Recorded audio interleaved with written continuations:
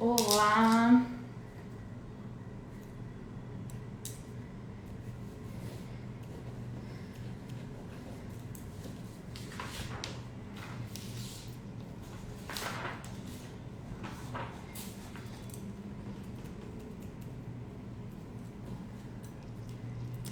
olá pessoal, boa tarde a todos, sejam muito bem-vindos. Vamos esperar o pessoal ir se conectando, vamos esperar também a entrada do nosso ilustre convidado.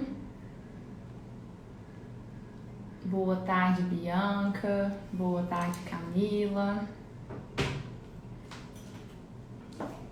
Vamos aguardar o pessoal ir se conectando aqui e vamos esperar também o nosso convidado de hoje.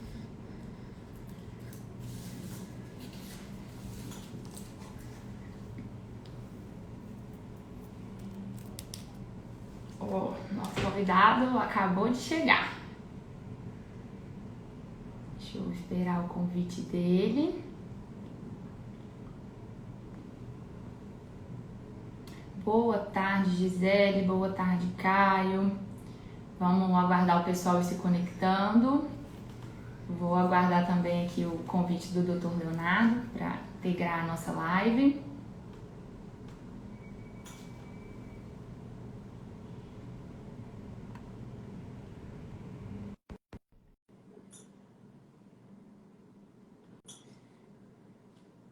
Vamos aguardando, a gente está só conectando. Isso. Boa tarde, Dr. Leonardo. Seja muito bem-vindo. Ei, Tamara, tudo bem? Tudo jóia. Bom, gente, vamos começar então. Todos sejam muito bem-vindos. Boa tarde a todas as pessoas que vão acompanhar o nosso bate-papo de hoje. Para quem ainda não me conhece, meu nome é Tamara Camarano. Eu sou advogada e assessora jurídica do Instituto Defesa Coletiva. E é com um enorme prazer que eu vou conduzir a apresentação de hoje e que o tema vai ser a evolução da tutela coletiva nesses 30 anos de Código de Defesa do Consumidor. Nesse mês de setembro, o Instituto Defesa Coletiva apresentou uma série de lives em comemoração a esses 30 anos do CDC, nas quais foram abordadas diversas temáticas, como os alertas de segurança relacionados ao e-commerce, o papel da ciência econômica na apuração do dano coletivo, os desafios dos direitos dos passageiros e o superendividamento das mulheres. O conteúdo de todas essas temáticas encontra-se disponível no nosso canal aqui, no IGTV, e vai poder ser acessado por qualquer interessado e a qualquer momento. E hoje, para a gente finalizar essa série de lives comemorativas aos 30 anos do CDC, com chave de ouro, nós vamos abordar a temática da tutela coletiva, que é o objeto maior do trabalho desenvolvido aqui pelo Instituto Defesa Coletiva. Para abordar essa matéria, nós recebemos hoje com enorme prazer o Dr. Leonardo de Medeiros Garcia, que é procurador do Estado do Espírito Santo, é mestre em Direitos Difusos e Coletivos pela PUC São Paulo, é diretor do Instituto Brasileiro de Política e Direito do Consumidor, Brasilcom, e ainda é autor de diversas obras jurídicas relacionadas ao direito do consumidor e ao processo coletivo. Bom, para a gente iniciar o nosso bate-papo aqui, para eu transmitir a palavra para o nosso ilustre convidado, eu gostaria de introduzir apontando que a tutela coletiva no Brasil, até pela nossa atuação institucional aqui no processo coletivo, a gente percebe que a tutela coletiva no Brasil ela ainda é utilizada de uma forma muito tímida pelos operadores do direito. A gente vê que muitos bacharéis em direito acabam tendo contato com essa temática só no momento mesmo da graduação ou da pós-graduação, e a gente encontra obstáculos, no próprio Poder Judiciário. A gente encontra algumas dificuldades pelo próprio Poder Judiciário com a aplicação dos princípios e dos institutos próprios do processo coletivo. Então, tendo em vista esse contexto, eu gostaria de iniciar a abordagem do nosso tema, transmitindo a palavra para o nosso convidado, para que ele aborde com o seu notório conhecimento as noções gerais da tutela coletiva, falando justamente um pouquinho sobre o conceito jurídico, a previsão legal e os principais objetivos. Com a palavra, doutor Leonardo. E Tamares, queria primeiro agradecer o convite do Instituto. Fiquei muito honrado aí de participar dessa série de lives sobre, principalmente nesse mês que nós estamos comemorando aí o aniversário do Código, e não é qualquer aniversário, Aliás, o código está fazendo 30 anos, né?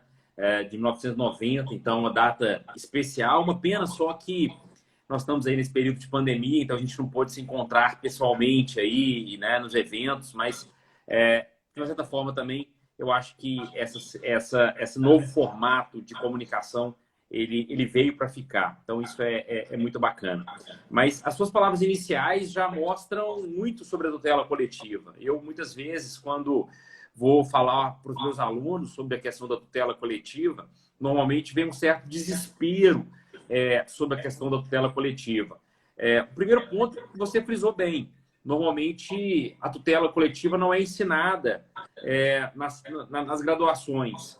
O professor de processo civil, ele mal consegue chegar nessa parte do processo civil. Então, ele fica muito centrado na ação de conhecimento, depois a parte recurso, a parte executiva. Né, na minha época, no antigo CPC, alguns professores nem sequer davam as cautelares, nem conseguiam, né, chegar nas cautelares, e aí a gente acaba não tendo o tratamento da tutela coletiva. Nos direitos, digamos, materiais que envolvem a tutela coletiva, como o direito consumidor, o direito ambiental, o ECA, o idoso, quando é dado na graduação, você também não tem tempo para poder ministrar essa parte da tutela coletiva na graduação. Então, realmente, o aluno sai da faculdade sem essa noção sobre a tutela coletiva. E quando ele começa a estudar o tema, ele encontra uma série de dificuldades.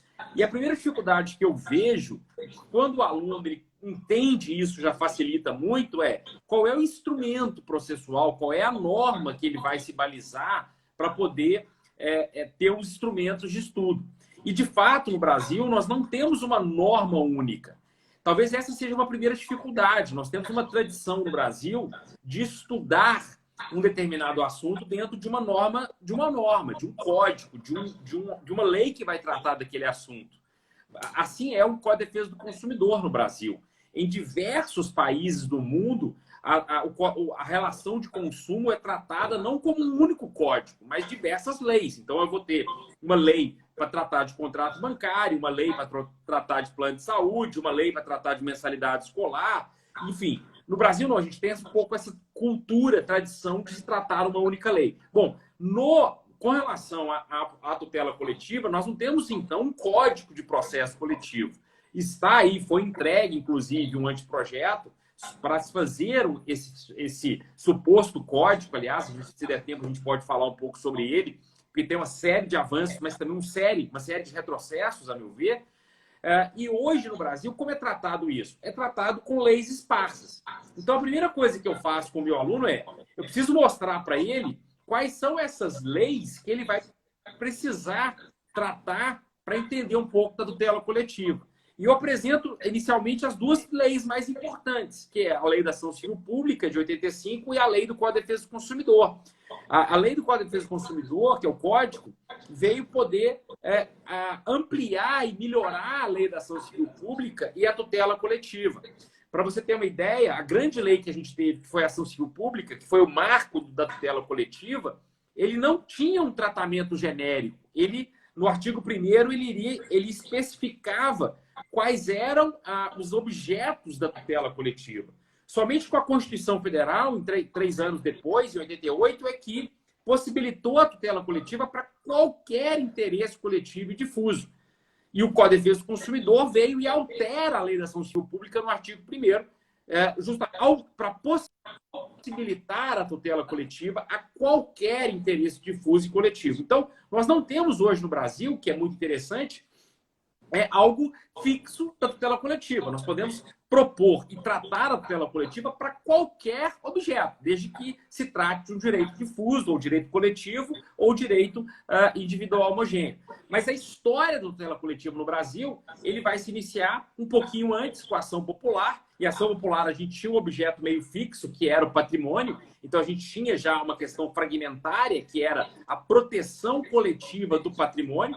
Mas nós tivemos um grande avanço na ação popular de 65, que foi a possibilidade do cidadão propor em nome próprio o interesse coletivo, o interesse alheio. E aí a gente tem a chamada substituição processual. E isso veio também na Lei da Ação Civil Pública e continuou com as demais normas de processo coletivo. Então, quando se fala hoje de processo coletivo, nós estamos falando de várias leis que vão formar um microsistema processual coletivo. Várias normas. E eu preciso mostrar isso mesmo, às vezes, para o aluno, no quadro. Falou, peraí, olha, você tem que pegar o título 3 do CDC, você tem que pegar a Lei da Ação Civil Pública, você tem que pegar lá 4, 5 artigos do ECA, os 4 e 5 artigos do Estatuto do Idoso, a parte de improbidade administrativa que você pode aplicar para tutela coletiva, a parte do mandado de segurança coletivo, os dois artigos do mandado de segurança coletivo, os artigos do mandado de injunção coletivo, e se forma como se fosse uma única norma e elas vão se comunicar no caso concreto. Então, talvez essa seja a primeira dificuldade, mas quando a gente consegue entender que essas normas formam um microsistema, fica mais fácil de trabalhar, basicamente, essa ideia da tutela coletiva. E quais são os objetivos básicos, né, nessa primeira fase aqui dessa primeira pergunta? Os objetivos, e aí a gente consegue entender um pouco a tutela coletiva. Primeiro, propiciar a proteção de interesses que individualmente muitas vezes não vale a pena economicamente. Então, por exemplo, um direito que foi muito violado, e ainda é do direito do consumidor, que é a maquiagem de produtos. Em determinado momento, os comerciantes e os fornecedores perceberam que, principalmente os fornecedores, que se eles reduzissem as embalagens, e, na verdade, reduzisse a quantidade dos produtos, mas mantivessem ali o tamanho da embalagem. Então, eu tinha um detergente de 1 litro, esse detergente passa a ser 900 ml. Mas a embalagem praticamente é a mesma. Então, houve uma maquiagem de um produto. A questão é, vários consumidores foram lesados, do Brasil inteiro, que compraram esses produtos. A gente teve maquiagem de produtos em detergentes, em laticínios, em biscoitos, isso foi muito comum. Aquele biscoito de 200 gramas passou a 680 gramas. Às vezes, a quantidade mínima. Veja, para um consumidor individual, não compensa ele ir ao judiciário, e olha o problema que aconteceria isso no judiciário, por causa de 20 gramas de um biscoito. Então, essa lesão, individualmente falando, ela é mínima. Mas, coletivamente falando, ela é relevante. E aí, a ação civil pública, a ação coletiva, ele é fundamental para corrigir esse desvio, para poder tratar e proteger a sociedade em relação a isso. O segundo objetivo da tutela coletiva é a proteção do direito difuso e coletivo. Como é que eu vou proteger hoje uma lesão ao meio ambiente? Nós tivemos aí a questão da Samarco, nós tivemos aí várias questões ambientais recentes no Brasil, os danos ambientais. Então, a proposta da ação coletiva veio para proteger esses direitos coletivos, de uma certa coletividade, e, sobretudo, os direitos difusos, que são direitos de todos, indisponíveis. E o terceiro objetivo da tutela coletiva é, ainda que individualmente falando, ainda que o objeto seja individual, se nós temos uma lesão que se perpetua e que atinge várias pessoas, e isso é muito comum no direito do consumidor, não faz sentido eu propiciar várias ações, sendo que eu posso propiciar uma única. Isso obedece o princípio da isonomia, porque eu vou ter uma única decisão sobre uma única lesão para todos os consumidores lesados. Então, eu não vou ter aquela sensação de que um consumidor de um estado foi beneficiado e de outro estado foi lesado. Porque, dependendo da interpretação daquele judiciário, vai ser A ou B a sentença. Então, eu respeito o princípio da isonomia e, sobretudo, eu promovo a não sobrecarga do judiciário. Se eu tenho a possibilidade de ter uma única ação em detrimento de milhares de ações do consumidor. Então, eu acho que com os objetivos fica mais fácil da gente aí dar um norte na tutela coletiva. Como é bom desfrutar do conhecimento do Dr. Leonardo, né? Nessa breve explanação dele, a gente já consegue perceber a importância da tutela coletiva para o Poder Judiciário, principalmente para conseguir materializar de verdade o princípio do acesso à justiça, né? Continuando esse bate-papo sobre a tutela, a gente sabe, né, principalmente você como promotor, que o Ministério Público ele possui várias outras atribuições que vão muito além da atuação na tutela coletiva. Da mesma forma que os demais órgãos públicos que são legitimados ao processo coletivo, a exemplo da Defensoria Pública, eles também desempenham paralelamente várias outras funções. E aí a gente acaba vendo que, diante dessa acumulação de tarefas, a atuação do poder público não consegue, muitas vezes, sozinha, proteger a coletividade dos abusos que são cometidos em uma sociedade de consumo de massa, em uma sociedade globalizada como a nossa. E é nesse sentido que a gente vislumbra a imprescindibilidade da atuação da sociedade civil como auxiliadora do poder público no combate a essa indústria da lesão que existe hoje, né? A gente entende que essas práticas abusivas, elas são tão prejudiciais para o consumidor, elas são tamanhas, elas são tão corriqueiras, que é impossível que o poder público consiga atuar para reprimir todas essas lesões que acontecem. Então, nessa perspectiva, eu gostaria que você comentasse, até enquanto procurador, a importância do papel desempenhado pelas entidades civis, como aí entidade auxiliadora do poder público, na garantia da eficácia desses direitos coletivos, difusos e individuais homogêneos. É muito legal a sua pergunta e pertinente, né, esse ponto, porque eu entendo que é fundamental as associações civis no tocante à tutela coletiva. Se nós pegarmos o exemplo americano, que foi o exemplo da class action, que foi o exemplo que nós trouxemos para o Brasil como exemplo de sucesso, de case que funcionaria no Brasil, as class actions muitas vezes, e na maioria das vezes, são propostas por associações ou escritórios de advocacia que vão promover essa defesa. No Brasil, a gente optou por legitimar as associações com alguns critérios, dentre eles a questão do ano, né, da Constituição Ânua, e também da pertinência temática, ou seja, aquela associação ser, entre aspas, especialista naquele assunto que está sendo tratado, mas a associação no Brasil, ela é fundamental, e até acho que nós não evoluímos como gostaríamos em relação à tutela coletiva, porque nós temos muito poucas associações no Brasil e, consequentemente, muito poucas ações coletivas ajuizadas pelas associações. E como você mesmo disse, o poder público ele não consegue dar conta, né? E aí, o principal órgão que nós temos aí, dentre todos eles, seria o Ministério Público. Eu coloco a Defensoria Pública ao lado do Ministério Público, mas por uma questão cultural, muitos estados ainda não têm uma defensoria pública forte, né? Nos estados que nós temos uma defensoria forte, com questão de subsídio paritários ao DMP, nós temos uma atuação de excelência das ações civis públicas. Mas, na grande maioria, a gente fica meio que dependendo ali do Ministério Público. E se nós pegarmos a estrutura do Ministério Público, muitas vezes, nós vamos ter os promotores nas suas entrâncias que já têm o dever e já têm ali a função do dia a dia da sua atividade. E muitas vezes a ação coletiva ela é deixada de lado, porque ele tem tanta já obrigação, ele já tem ação individual, ele já tem a sua demanda do dia a dia, e acaba que a ação coletiva é aquele plus que ele teria que parar, pensar, estruturar para poder promover aquela ação. E muitas vezes, mesmo quando os órgãos formam núcleos específicos de ações coletivas, são muito poucos promotores e defensores para poder dar conta daquele estado todo. Além do que, Tamara, nós estamos falando de ações coletivas com conhecimentos específicos.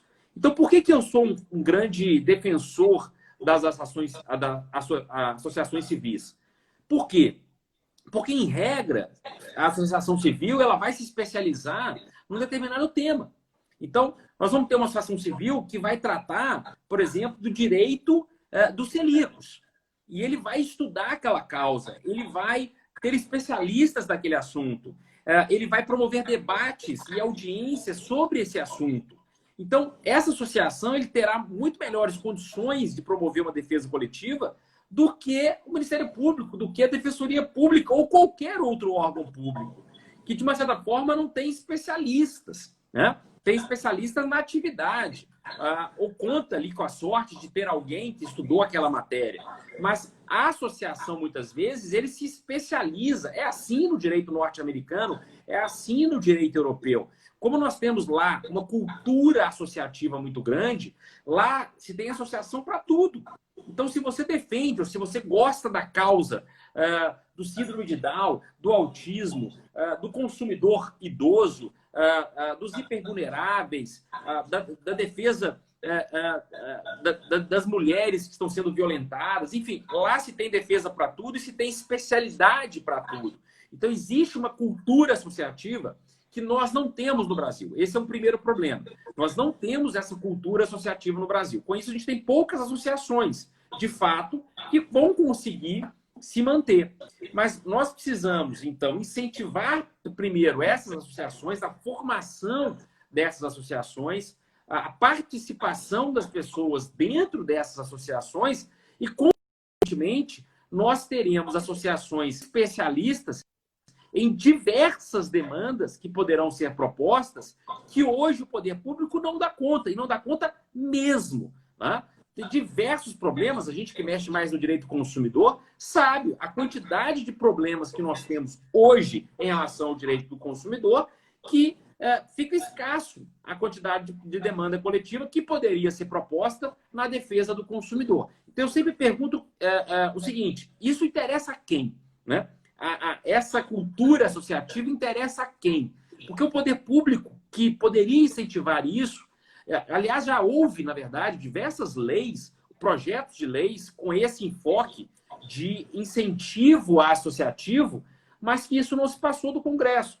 Por quê? Porque isso não interessa, na verdade, aos grandes empresários. Isso não interessa ao setor empresarial, isso não interessa, na verdade, por exemplo, as instituições bancárias, a ter associações fortes que vão promover demandas na proteção dos vulneráveis, na proteção do consumidor. E eu não falo só do consumo, eu falo de qualquer outra demanda que se relacione ao cidadão como um todo, né? Então, terminando essa pergunta, a minha resposta é: acho fundamental e é um passo. Aliás, nós só conseguiremos dar esse passo protetivo ou esse passo que outros países da tutela coletiva alcançaram no momento em que nós conseguirmos, de fato, incentivar associações e conseguirmos promover ações civis públicas através das associações de maneira mais especializada.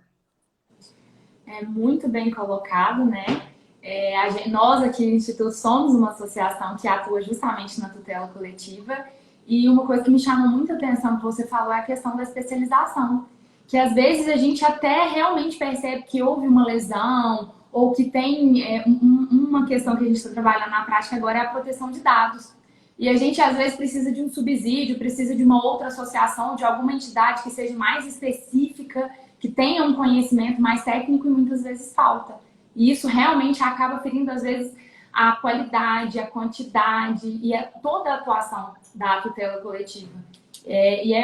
Para mim é um prazer, inclusive, trabalhar em uma entidade que faça esse papel, porque a gente consegue perceber que de pouquinho em pouquinho, de grãozinho em grãozinho, a gente vai conseguindo mudar a nossa realidade social. E falando em realidade, já pegando o gancho na próxima temática que eu vou abordar,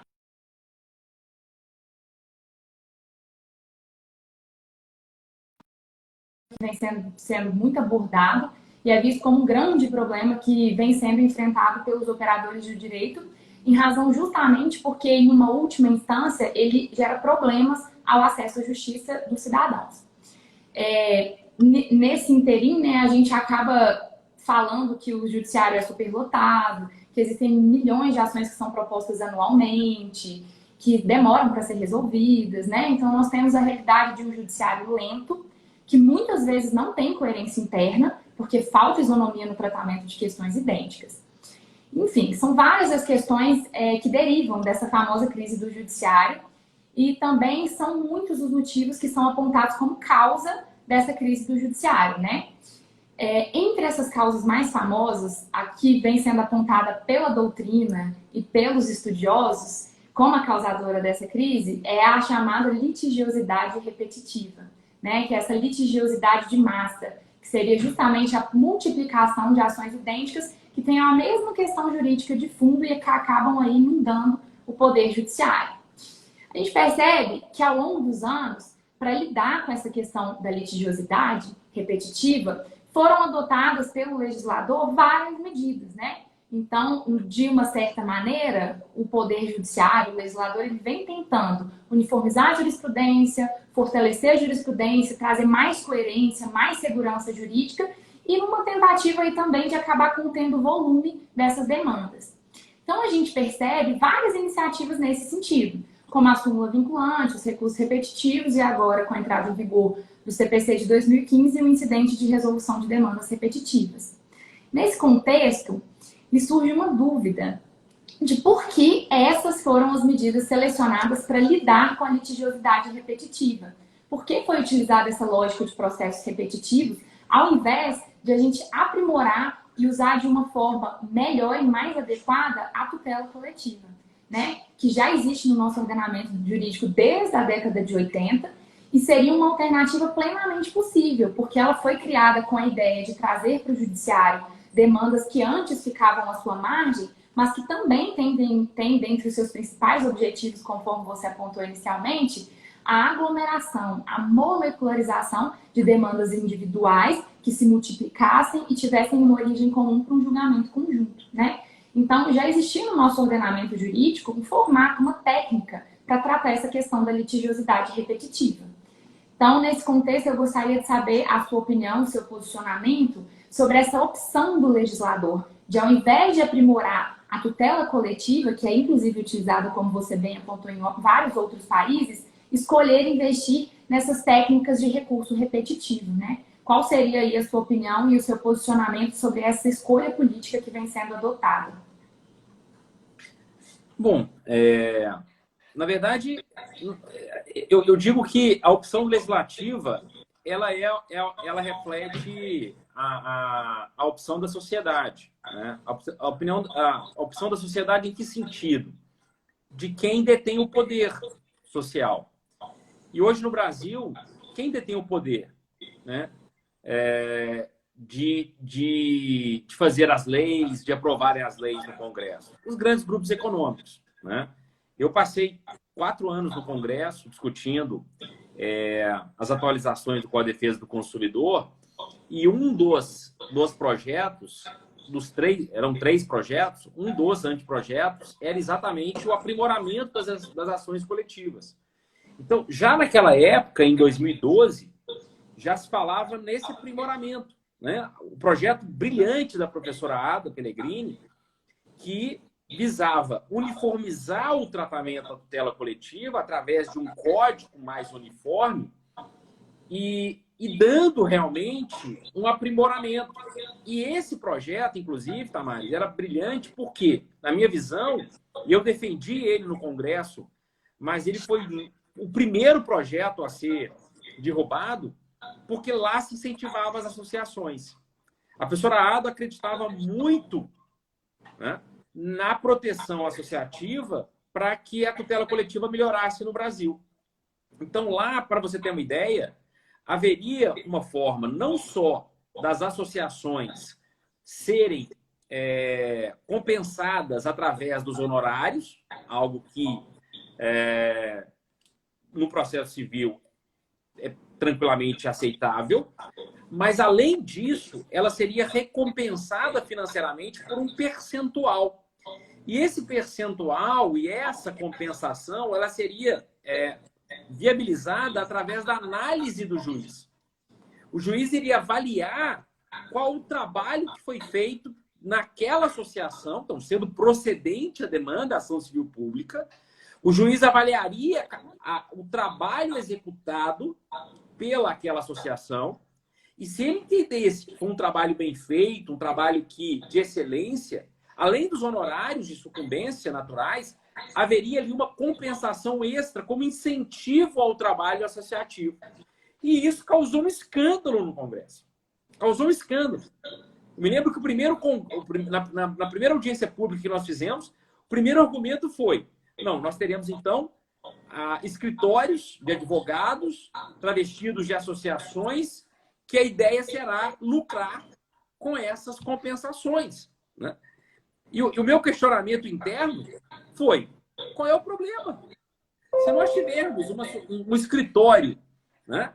E falo isso com muita tranquilidade porque eu não posso advogar, mas se tiver um escritório que faz um trabalho brilhante para a sociedade, como é feito muitas vezes nos Estados Unidos, nós estamos mais preocupados de olhar para o êxito de um escritório do que se preocupar com o êxito de uma demanda coletiva que beneficiaria toda uma coletividade, né? E aí se parte também desse pressuposto que a gente teria escritórios. Quer dizer, a gente não confia que pode ter associações. E a gente não confia uma coisa que eu ouvi, essa frase não é minha. Essa frase é de um professor meu da PUC de São Paulo, que inclusive é desembargador do Estado de São Paulo, que vai dizer o seguinte, que diz o seguinte, me lembro na aula: nós não confiamos na magistratura brasileira. A grande verdade é essa. E eu ouço falar o seguinte, que nós não confiamos na magistratura quando nos convém, quando não convém ao legislador. Porque nesse projeto, o que foi falado como dar uma compensação. Porque o requisito que a professora Ada colocou era o juiz avaliar o trabalho que foi feito. Ora, então nós estamos dizendo que o juiz não tem a capacidade de avaliar de um trabalho bem feito dentro de uma ação coletiva. Agora, por que a gente acha que o juiz não tem essa condição quando convém? Porque no novo projeto, né, desse Código de Processo Coletivo, o juiz agora pode avaliar a representatividade adequada da associação com uma série de requisitos, né? E veja, já falando do projeto, eu não sou contra a representatividade adequada, até porque a representatividade adequada, hoje, ela existe. Não é porque está no novo projeto que não existe hoje. A representatividade adequada existe e tem que ser verificada. Agora, o que se quis fazer no projeto foi criar balizas exageradas, no meu modo de ver, para limitar a atuação da associação. E eu pergunto, isso interessa a quem? Né? Respeito muito os autores, os juristas que fizeram esse projeto. Mas me parece que há uma intenção nítida aqui, clara, se nós formos ler aqui a exposição de motivos, da proteção das empresas, né? Desse grande argumento de que existe uma litigiosidade exagerada. Existem avanços excelentes no projeto, como possibilidade de ter controle das ações civis públicas, a possibilidade do cadastro do CNJ. Isso é algo já defendido há muitos anos também pela professora Ada, no sentido hoje de um legitimado verificar no cadastro do CNJ se já há aquele objeto sendo discutido no Brasil. Ou seja, eu não posso juizar uma ação civil pública sob pena de litispendência. Então, eu preciso verificar no cadastro se já há essa demanda, se já há um termo de ajustamento de conduta, o TAC. Agora, o que a gente não pode aceitar, e que me preocupa bastante, é essa restrição ao projeto no tocante à atuação da associação. Então, o problema no Brasil não é a questão da litigiosidade, é como que nós vamos resolver isso. E me parece que não é interesse das empresas resolver esse problema. Por quê? Porque hoje, e vou dizer pelo direito do consumidor, hoje as empresas estão utilizando o judiciário como resolução de conflitos. Hoje as empresas deixam as demandas irem ao judiciário para resolver os seus conflitos. Então, o que nós precisamos fazer no Brasil é tornar o judiciário desinteressante. Ou seja, a ação tem que ser cara no Brasil. Eu tenho uma proposta radical, e eu sei que eu sou criticado por causa disso, de que, na minha opinião, o juizado especial, da formato que ele tem hoje, ele tinha que acabar. E aí muita gente se escandaliza. Como assim tem que acabar o juizado especial? Do formato que ele tem hoje, ele tinha que acabar. Por quê? Porque a ação no Brasil é cara. Isso custa. O judiciário é o judiciário mais caro do Ocidente. Presta atenção nisso. O judiciário brasileiro é o judiciário mais caro do Ocidente, do mundo ocidental. Isso é um absurdo. Agora, quer dizer, então, que uma pessoa vai propor uma ação no juizado, ela tem que pagar? Tem, se ela tem condições. Com todo respeito, se eu for propor uma ação no juizado hoje, por que eu, não tenho que pagar custas, não tenho que pagar honorários na sentença. Se eu tenho condições, eu tenho que pagar, porque isso custa. Porque esse dinheiro que não sai do meu bolso, na minha propositura, vai sair de um outro cidadão brasileiro ou de outros cidadãos. Agora, o que tem que acontecer? A pessoa que não tem condições, ela simplesmente vai fazer como a justiça comum. Vai juntar um documento dizendo que ela não tem condições de arcar sob pena da sua subsistência. Então, o que eu estou dizendo, estou falando do juizado, estou falando também da demanda da justiça comum. O judiciário, ele tem que ser caro, porque ele é caro. E o judiciário não pode ser atrativo. A demanda não pode ser atrativa. E aí eu faço uma crítica veemente, eu faço isso aos colegas que são magistrados, eles sabem disso. As condenações são baixas. São baixas. Uma das situações que nós fizemos no projeto de atualização do CDC, essa foi uma inclusão que eu fiz no projeto, e que seria muito interessante nas ações coletivas, seria a aplicação da multa civil, seria o resgate da multa civil. Se eu tenho uma demanda que ela é repetitiva, e ela pode ser através de uma ação coletiva, ou ao juiz percebendo que, através de várias ações individuais, aquele problema se repete, eu preciso condenar aquele fornecedor, eu preciso condená-lo a uma multa para que ele pare de fazer isso. Isso poderia ser feito através de um dano moral? Poderia, só que o dano moral, a discussão o dano moral vai para quem? Vai para o consumidor individual lesado. O dano moral coletivo, tudo bem, vai para um fundo, que também é algo surreal no Brasil. Nós temos mais de 4 bilhões de reais que são tangenciados lá, que estão paralisados no fundo e que não são utilizados na defesa do meio ambiente, na defesa do patrimônio, na defesa do consumidor, na defesa de quem quer que seja.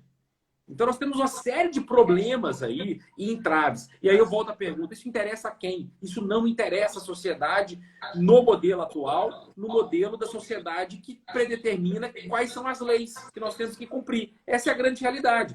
Por quê? Porque as próprias empresas que reclamam da litigiosidade, elas se utilizam da litigiosidade na área econômica. Elas avaliam o quanto vale a pena utilizar o judiciário. E, na maioria das vezes, tem se valido a pena a utilização do judiciário. Com certeza, né? Pela a sua explanação, acho que fica muito evidente que hoje, na verdade, o Poder Judiciário trabalha para a indústria da lesão, para os fornecedores contumazes aí, em se respeitar à legislação, do que para a própria população, né? Do que para os próprios cidadãos. E me parece que há também uma preocupação do acesso à justiça sobre o prisma da porta de saída e não sobre o prisma da porta de entrada.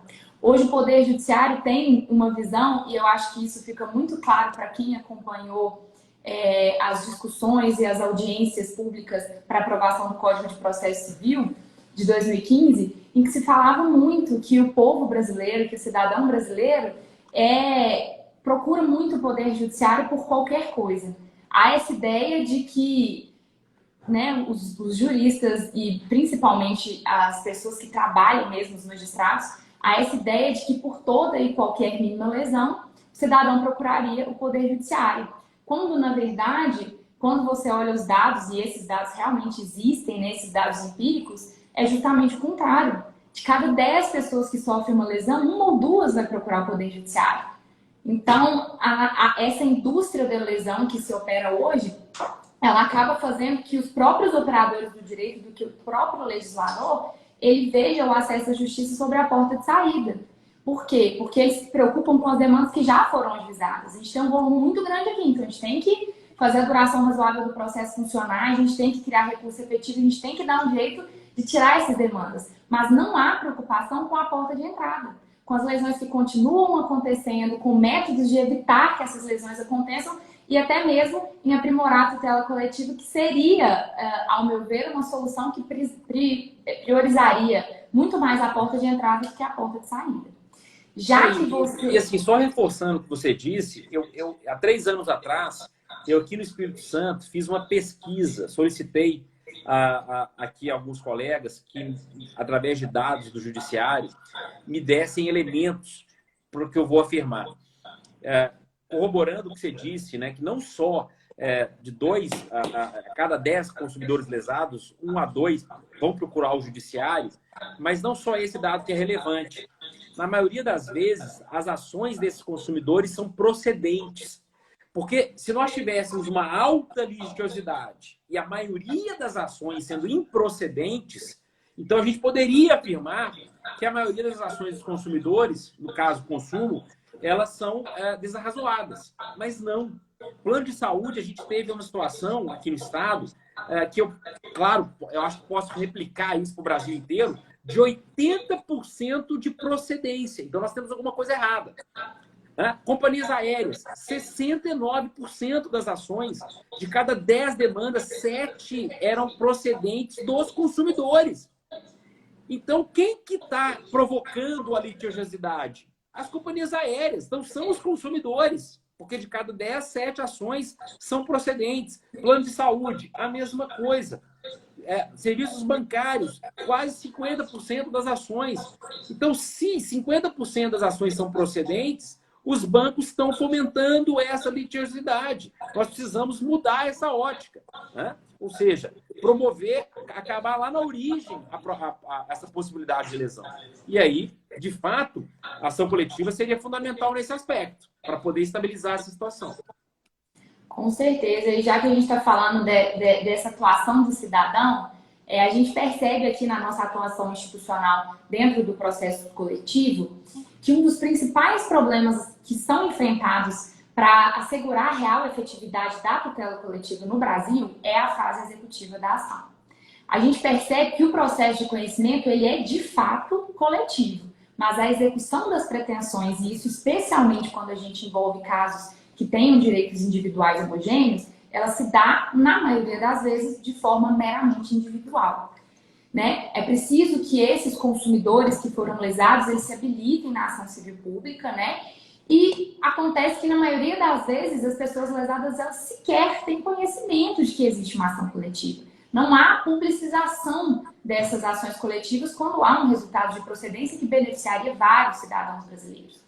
Então, a gente vê que a grande maioria das ACPs que são ajuizadas hoje no país, não há habilitação de consumidores em número compatível com a lesão que foi perpetrada à coletividade. Então, considerando esse cenário do processo executivo na tutela coletiva, eu queria te perguntar qual o caminho que você entende ser o mais adequado para que a gente consiga dotar essas ações coletivas de efetividade na fase satisfativa.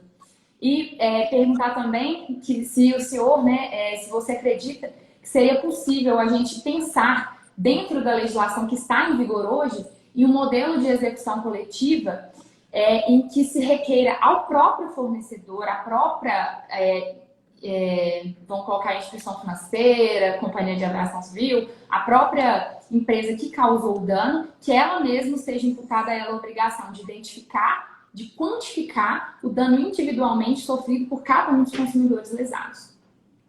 Perfeito. O primeiro ponto, eu acho que corrobora, inclusive, com aquela ideia de proteção associativa, ou seja, de incentivo associativo. Se nós tivéssemos uma cultura associativa forte, um incentivo, nós precisamos mudar essa cultura no Brasil, a própria associação ela iria dar essa publicidade para os seus associados. Então, se eu tenho, por exemplo, uma associação muito forte de pegar os doentes celíacos, né, no Brasil, ou daqueles que têm uma determinada doença ou um determinado problema bancário, e as pessoas participassem ativamente dessa associação, inclusive arcando financeiramente mensal com a manutenção, esse ativismo iria naturalmente fazer com que esse pleito dela fosse atendido no sentido da publicidade. A própria associação ia comunicar, olha, nós vencemos aquela ação, então nós temos aqui a possibilidade de fazer a liquidação do seu valor e ajuizamento da ação individual, ou seja, seria um caminho, né, que poderia ajudar nesse processo. No Brasil, a gente não tem isso definitivamente. Então, nós ganhamos, por exemplo, uma ação coletiva de expurgos inflacionários. Quem é o consumidor que vai propor uma ação executiva, execução do seu pleito individual? são pouquíssimos. Na verdade, acaba ali caindo no artigo 100 do CDC, do Fluid Recovery, e vai para um fundo e isso vai terminar por isso mesmo. Sobre a sua pergunta, eu entendo que sim, isso já foi inclusive discutido com alguns professores sobre essa possibilidade processual e em algumas demandas isso seria muito, muito interessante. Por exemplo, no tocante aos expurgos, que o banco ele tem o controle, ele tem os dados de quem são os correntistas que estão no banco em determinado ano, que houve aquele abuso, o próprio banco já poderia listar e comunicar, ser obrigado, inclusive, a comunicar aquele correntista, porque ela detém aqueles dados sobre a possibilidade daquela execução. Então, há sim meios processuais para isso. Claro, isso não está claro, direto na legislação, mas, sem dúvida nenhuma, por uma interpretação principiológica, sem dúvida alguma, seria possível se fazer isso. Principalmente nesses casos em que o próprio fornecedor, no caso, né, nós estamos citando aqui direito do consumidor, que foi condenado, ele detém os dados. Então, se eu tenho um plano de saúde que foi condenado em razão de um abuso cometido num determinado ano, principalmente financeiro, uma cobrança excessiva, o próprio plano de saúde poderia listar todas essas pessoas e, inclusive, comunicar a elas individualmente sobre a possibilidade de serem ressarcidas, inclusive já com o relatório ali, a planilha dos valores a serem recebidos, etc. Ou seja, é a questão da efetividade, que seria muito interessante, não tenho dúvida nenhuma. Aqui no Instituto a gente está, inclusive, trabalhando em um modelo executivo assim. A gente chama de liquidação e satisfação de direitos individuais homogêneos, mas a gente ainda encontra muitas barreiras no Poder Judiciário. Os juízes ainda têm muito medo de dar uma decisão que obrigue o fornecedor a apresentar todos esses contratos, aí há toda uma discussão de a proteção dos dados que estaria envolvida. Então, a gente entende que há um arcabouço legal que permite isso, mas a gente ainda vê que há muito obstáculo na aplicação desses institutos pelo próprio Poder Judiciário. Para dar uma continuidade, você já abordou aí a questão do projeto que foi apresentado agora para regular as ações coletivas, né, para contextualizar as pessoas que estão nos assistindo. Nessa quarta-feira, dia 2 de setembro, os representantes do CNJ entregaram ao presidente da Câmara dos Deputados o anteprojeto que aperfeiçoa o arcabouço normativo que regula as ações coletivas no Brasil. Esse projeto ele foi gestado por um grupo de trabalho que foi presidido pela ministra Maria Isabel Galotti do STJ e ele teria aí o objetivo de consolidar a normatização geral da tutela coletiva brasileira. Mas, como o doutor Leonardo já apontou para a gente, ele trouxe uma série de disposições que têm sido consideradas polêmicas pelos operadores do direito. E aí, a gente cita como exemplo essa questão da representatividade adequada, que está sendo imposta de uma forma muito severa às associações, e também a possibilidade que o anteprojeto traz de onerar o Ministério Público em custas processuais em caso de improcedência da ação. Então, são vários os dispositivos aí que estão gerando polêmica. Eu gostaria de saber, na sua visão geral do anteprojeto, você considera que esse projeto de lei, ele beneficia em verdade o uso da tutela coletiva ou ele vai acabar beneficiando mais os grandes litigantes? Eu vejo com muita preocupação esse projeto, né?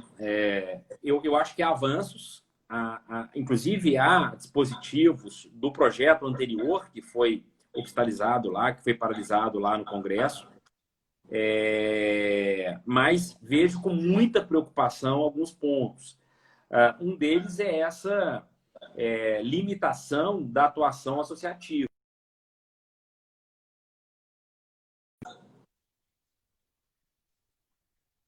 O que eles querem chamar de representatividade adequada. Então, no projeto, há balizas para que o juiz verifique, e me parece que essas balizas são um tanto exageradas para se entender o que é representatividade adequada. Representatividade adequada é a capacidade de verificação daquele ente, instituto, associação, enfim, de poder representar adequadamente, o próprio nome já disse, é aquela coletividade, né? Se ela tem expertise nas ações coletivas, se ela tem conhecimentos técnicos para poder promover aquela ação coletiva, se ela tem condições financeiras, inclusive, de suportar a realidade processual brasileira de 3, 4, 5 anos, de viajar a Brasília, embora isso tenha ficado facilitado através agora da questão virtual, mas de viajar a Brasília para uma sustentação oral, enfim, essa é a questão. Agora, quando se fala um monte de balizas, me parece limitadoras da representatividade adequada. Um outro ponto, o projeto prevê, e aí eu achei realmente um absurdo, a prévia autorização estatutária, né? Essa autorização ela já está implícita na associação. Ou seja, se no estatuto já há defesa daquele objeto específico, da pertinência temática, não há necessidade de eu ter uma autorização assemblear ou estatutária específica para a propositura dessa ação. Me pareceu um pouco um formalismo desnecessário. Agora, o que mais choca essa ação, e aí a gente começa a entender um pouco a ideia do projeto, é que quando proposta uma ação por uma associação, o juiz está vedado a tutela antecipada antes de ouvir o Ministério Público. Quer dizer, sobre a representatividade adequada. Ou seja, são tantos entraves, né, em benefício ali da proteção, em vez de se pensar no objeto da tutela coletiva, que esse deve ser o princípio maior, a proteção coletiva, a preocupação você vê que foi nitidamente do entrave, né? A ponto de, olha, se for tutela coletiva, tutela antecipada, às vezes fundamental para uma iminência de um dano, não, antes de citar a parte contrária, né? Citar a parte que está lesando ali um bem coletivo, é necessário ouvir o Ministério Público sobre a representatividade adequada daquela associação. Então, são dispositivos extremamente exagerados com relação a esse ponto. Esse ponto da sucumbência, eu acho que nós precisamos discutir mais esse aspecto. Eu não sou radicalmente contrário à questão da sucumbência. Não sou. Mas nós precisamos discutir mais. Talvez a gente não esteja preparado nesse momento para discutir esse aspecto. Por quê? Porque hoje o Ministério Público, assim como a Defensoria Pública, elas podem ser condenadas em caso de litigância de má-fé. A própria lei da ação civil pública prevê essa possibilidade. O projeto, ele meio que mudou um pouco essa terminologia para não má-fé, porque má-fé é algo difícil de ser provado, mas de uma ação manifestamente infundada.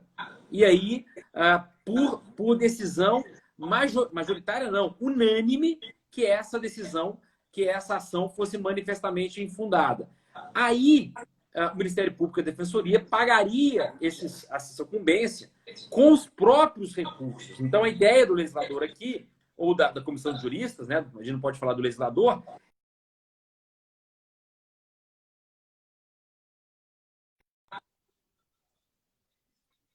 para que esse dispositivo ela não obsta, né?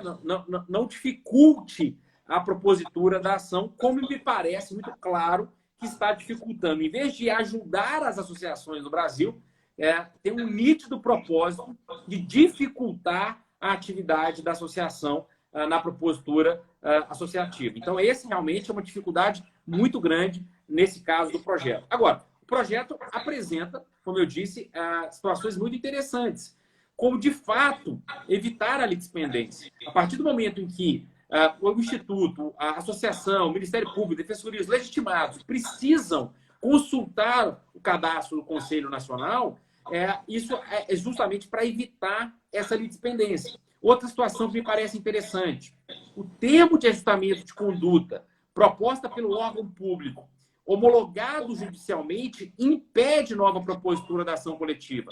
Isso é interessante. Eu vejo muitas vezes fornecedores não fazendo, não aceitando acordos ou o TAC. Por quê? Porque ele pode ser a qualquer momento ser passível de sofrer uma ação coletiva.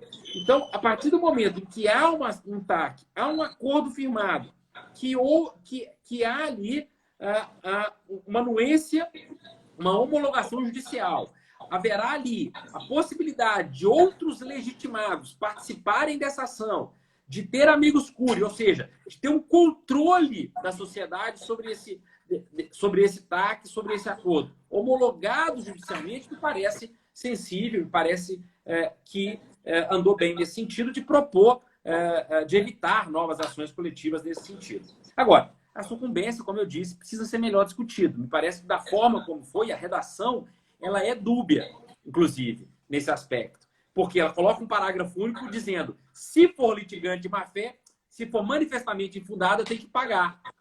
Quando no caput diz que o processo coletivo será regulamentado de acordo com as custas e sucumbência do Código de Processo Civil. E no Código de Processo Civil, o sucumbente tem que pagar. Então, quer dizer que o Ministério Público tem que pagar ou não? Quer dizer, ele vai se valer do caput, porque ele tem que pagar, ou ele só paga no caso do parágrafo único de manifestamente infundado? Porque hoje, se o Ministério Público tiver que pagar sucumbência, honorários em litigância de má-fé, o recurso não sai do orçamento próprio do Ministério Público, sai da Fazenda. Então, esse é um diferenciador do projeto. E o Ministério Público pode causar discordância em relação a esse ponto aqui, no caso prático. Então, essa redação precisa ser melhorada no caso prático. Em razão do nosso tempo aqui, a gente vai ter que encerrar, porque faltam 5 minutinhos e o Instagram ele corta a nossa live aqui pra gente conseguir. Mas eu gostaria muito de agradecer a sua disponibilidade, a sua generosidade de compartilhar com a gente o seu conhecimento nessa tarde. Tenho certeza que muitos bacharéis em direitos, muitos consumidores, muitas pessoas que seguem o Instituto nas redes sociais vão passar a ter um olhar muito mais amplo da tutela coletiva a partir desse nosso bate-papo e vai despertar isso interesse no próprio cidadão, que é a pessoa mais beneficiada com o uso da tutela coletiva. Então, eu gostaria muito de agradecer a sua presença e a sua explanação e agradecer muito, muito, muito mesmo. Muito obrigada. Obrigado, Tamires. O que eu queria dizer para as pessoas que assistiram é que sigam o Instituto, que acompanhem o trabalho do Instituto, né? Eu mesmo fui testemunha do belíssimo trabalho que vocês fizeram, de várias ações coletivas, mas um ponto fundamental, que foi a questão da substituição processual, que foi discutido no STF, que isso possibilitou uma proteção enorme ao consumidor. Mas o belíssimo trabalho que vocês fazem dos hipervulneráveis, no tocante às instituições financeiras. Então, assim, sigam, né? É importante que a gente apoie as associações que fazem esse belíssimo trabalho. Com certeza. Então é isso, pessoal. Muito obrigada a todos que participaram com a gente. Boa noite. Espero que vocês tenham gostado e que, com certeza, todos nós saímos com um pouquinho mais de conhecimento dessa noite, né? O Instituto vai continuar fazendo lives agora no mês de outubro e acompanhem as nossas redes sociais que já a gente vai lançar os próximos conteúdos que vão ser abordados. Boa noite a todos. Muito obrigada. Tchau.